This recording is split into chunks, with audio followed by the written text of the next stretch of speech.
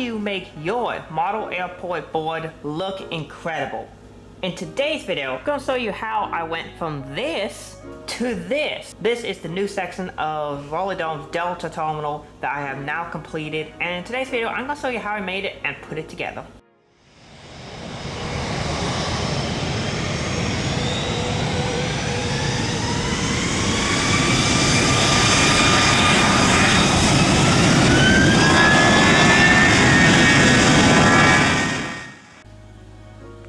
So today we're going to finish up putting this board together for my Roller Dome model airport, and this one I thought would be a good video to show you how I actually put these sections together. This is the last section of the board that has no detailing on it. The rest of the board all has at least some level of detail put on it for Roller Dome Terminal 2. And this one is the only part that doesn't have anything done to it yet, so we're going to get that done today. And then we'll get a Roller Dome model airport video recorded and put that up right after this video. So I wanted to show you how I put it together, the thought process that I use, and just how I get it done. So let's get started with that right now. The first thing that we are going to do is to create the concrete blocks like you see here. When pavement is laid for the ramp area, runways, whatever it might be, an airport, it's always cut out into these concrete blocks and it's filled, and we're going to represent that on the board. In order to do that, you need to have two simple things: a straight edge like this ruler, and then just like a pencil or something to put your markings down. It's really simple. You literally just put the straight edge down, line your pencil or pen up. I like to use pencil because it results in a lighter finish, because then I can put the markings for the ramp and the gates down, and then you just simply put it down.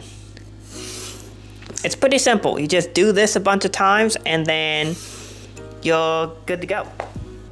So we've now completed that. You can see I also painted the black area here. I just used a marker for that, just like one of these Sharpie markers, and I got the black area where there's no ramp and such. That's where there's storage, there's a barrier fence in the roadway. So at some point I might end up putting some details there for that, but just for now it's just blacked out.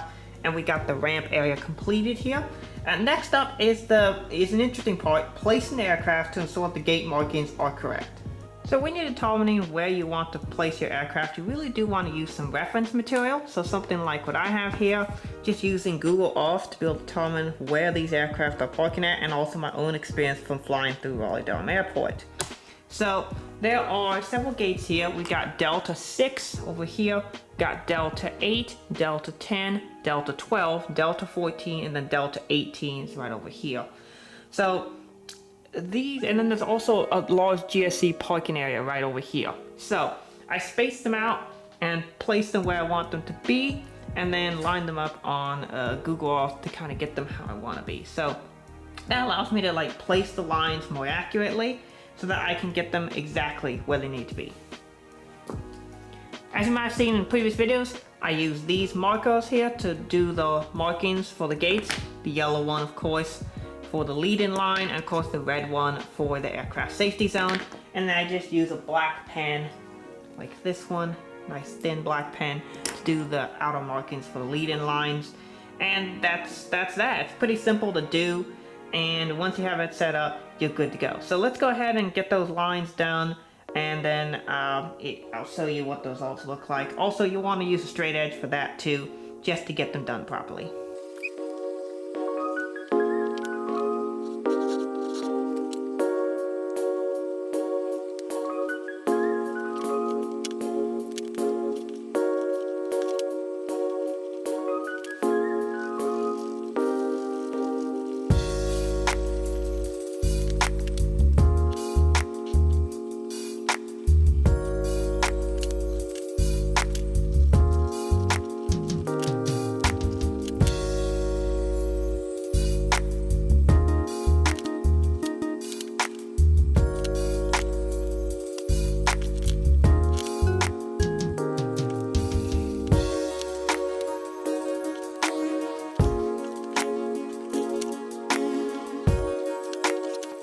And so here you can see I now have the gate areas completed with all 5 gates marked out here. I had Delta 14, Delta 12, Delta 10, Delta 8, and Delta 6. All 5 gates deployed here. And then we got Delta 18 over here. This is a gate I've done previously. I haven't like completed it yet, but you know, it's like mostly done. You can see I have the taxi line here, and then it narrows for the regional jet gates. Delta 6 and Delta 8 are regional jet only gates, and then Delta 10 is a combined regional slant mainline gate. This is the mainline line, this is the regional line. You can see this red area here, this cross area here. This is because that is an area where you cannot have both an aircraft parked here and an aircraft on the mainline gate. That's pretty cool. Some details, we're going to go ahead and show you some close-ups of some of these details and some things I decided to go with for some of the other ones. Delta 14, I did just like Delta 12. Even though there are 2 additional lines, there's a regional jet line here, and then there is a slanted line here for a regional jet for Delta 16. That gate pretty much isn't really used much anymore, and so instead I just used Delta 14. I accidentally wrote Delta 12 here, that's why the writing's kind of odd on it. So I kind of like wrote over it, right, Delta 14, but it didn't quite turn out the way I wanted it to. You can see that there's kind of a separation between where I used to be doing the construction, like right about here. See these thicker lines with the tiles. I wrote that for pen, whereas now I'm using a pencil, because I really don't want the tile markings to be as strong. I really want the leading lines and the aircraft safety zone lines to be stronger, so I changed that. You can see the roadway markings aren't as thick either. I was using a marker instead of using a pen now for that to make those a little bit thinner, a little more realistic. Gate Delta 12 looks basically the same as Delta 14. You can see single line for mainline or regional jet. It's about the same there, as you can see, not too much of a difference. Gate Delta 10 gets interesting. You can see the area where the jet bridge is supposed to be. That is kind of interesting how they do it, Raleigh. Then you got your 2 lines, got the regional and the mainline line. Delta 8, you can see crosses the 2 boards. We have our seam here between this board and the second board. A total Raleigh is made out of 4 separate boards, and try and make the separation and the lines between the 2 of them as seamless as possible, so you don't see a whole lot of difference there. But yeah, this is Delta 8. You can see this area here, you can only have 1 aircraft here. So let's say, for example, I put this CRJ 900 here on Delta 8. See that there? I can then not have an aircraft here on Delta 10.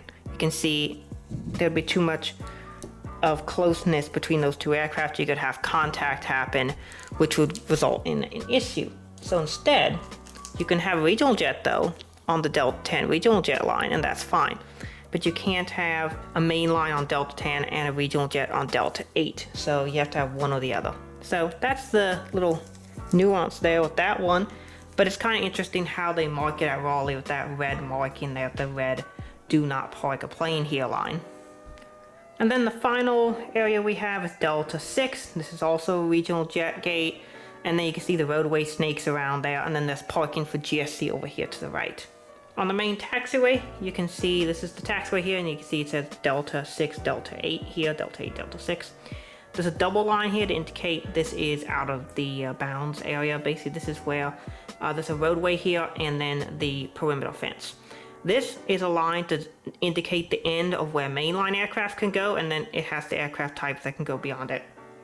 So you got regional jets here, then it has the 2 list of mainline aircraft types you can have here until Delta 10, where it's only regional jets. The final section here, you can see we got your turn for Delta 8 and then your line for Delta 6. This is some connection points. I believe these are for fuel. Don't quote me on that, but I have that shown here. So that's what I did there. I just want to kind of go through in detail, kind of show off what I did for the ramp to kind of make it as realistic as possible. So you might wonder what you gotta do next. And the last stage that we're gonna do is weather the board, but I want to show you this play. Nebraska is currently playing Maryland, and they just had a wonderful kick return down to the 10-yard line. It's quite impressive. I do like my Nebraska Cornhuskers, favorite college football team, best of all time, in my opinion. You can see they're gonna show the replay here once again. You can see got a nice little crease there, and he is gone. So almost gone. He was almost gone. Didn't quite score. Down to 10. Nebraska may or may not punch it in. We'll see. But the last thing you need to do is you need to go down here and weather the board. That's the last thing you gotta do. It's pretty simple. Take the board, put your squares, put your apron and detail and markings down, and then weather the board, and you got it complete. So for that, we're gonna use these chalk markers. These are meant for like use for like art and such. If you're just like, if you're like an artist or whatever. But I used to use these in high school when I did art class and such, and they were fun to use. But what we're gonna use these chalk markers for is to create our weathering things that we wanna use. Themes, I know that's not scripted, but we're gonna use it to weather the board. And anywhere where there's like an oil marking or a stain or whatever, that's where we're gonna put the chalk down. So I'm gonna find a couple of spots here to demonstrate. And there's this one little oil spot here on the spot here that I showed earlier where these red areas are. So right over here, all I gotta do, take a marker, just put it in there, and then just smear it around with your finger. You can see you get a nice little chalked weathered effect. And we're just going to do that across this entire board on different areas. See, I just put my finger and smear.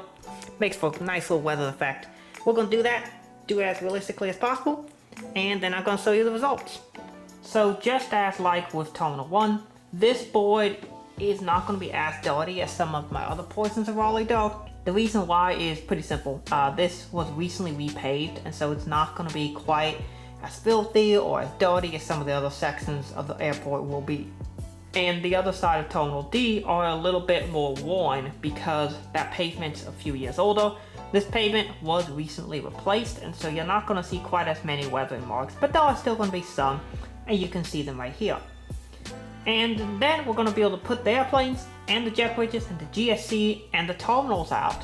And you can see this lovely terminal here in the background. It is provided by the new channel sponsor. That is right, we now have channel sponsors.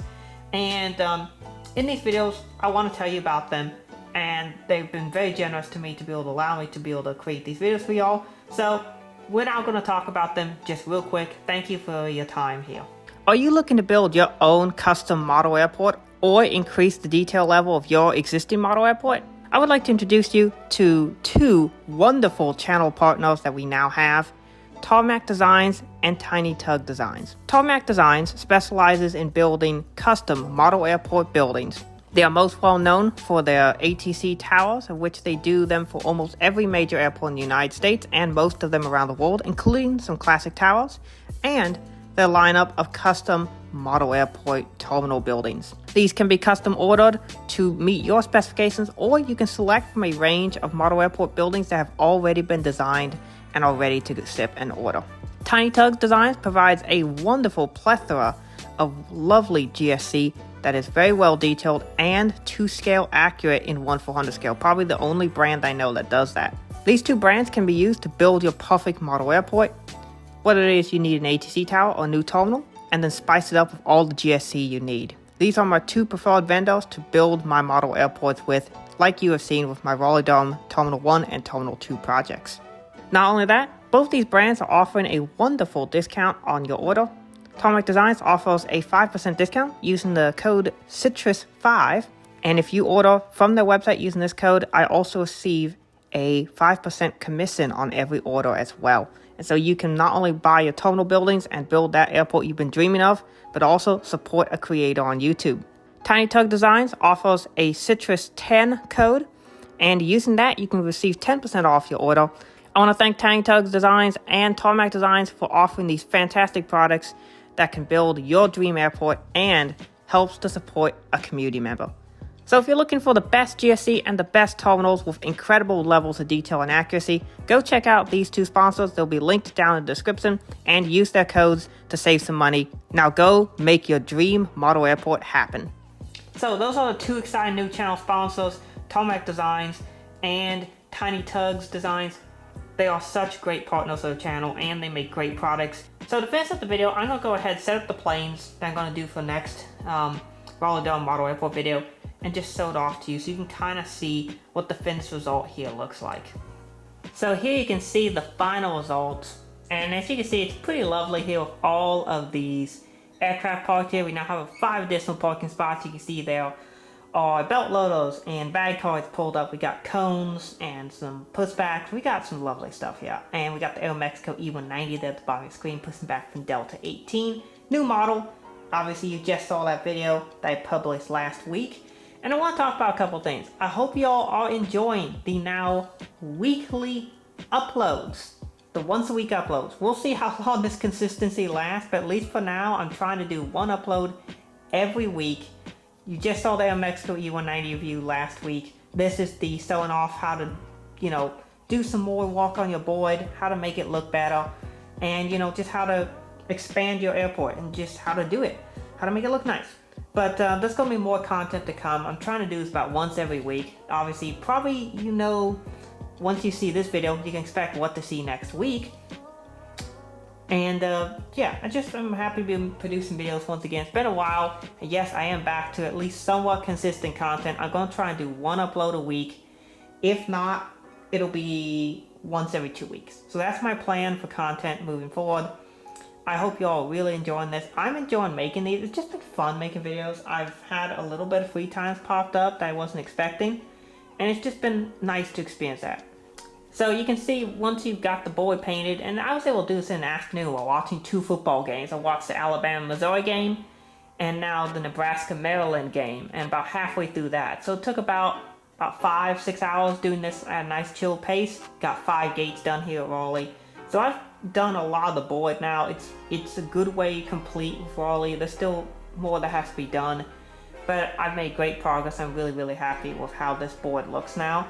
I at least now have a parking line, a lead-in line for every single gate. I don't have them all marked, don't have them all weathered yet, but at least I have something for every single gate, and that makes me really happy. So I'm just happy to be able to make some progress and be able to show it off to y'all. Y'all seem to really, really enjoy these how to do model airport videos, and maybe I'll make that its own playlist so y'all can watch it. But I'm just happy to get this done and to show it off to y'all, and just to make some content that it seems like y'all really enjoy watching, because I want to prioritize making content that people actually want to see. And as much as people hate talking about views and whatever, the views, likes, and comments do tell me what videos you all actually want to see. And by the fact that these videos do really well, another video that tends to do well are the reviews of single models. So the Aeromexico E190 would have been the week before. I'm actually recording this a few days before that video goes live, and so it'll be interesting to see how that performs. But views, comments, likes, it just kind of tells me what do you all want to see, and that is what I'm going to produce more of.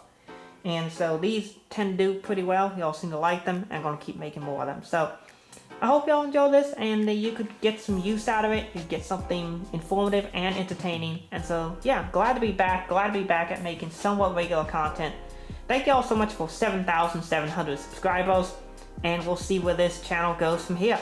With that being said, hope y'all enjoyed the video. Thanks for watching. Have a great rest of your day, and God bless you.